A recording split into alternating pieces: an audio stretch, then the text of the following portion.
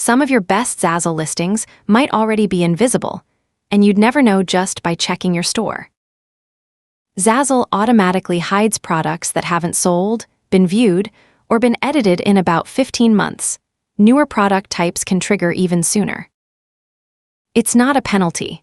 Zazzle calls it optimization, but a hidden product earns nothing, and sellers often don't notice until months later. A live listing keeps showing up in search.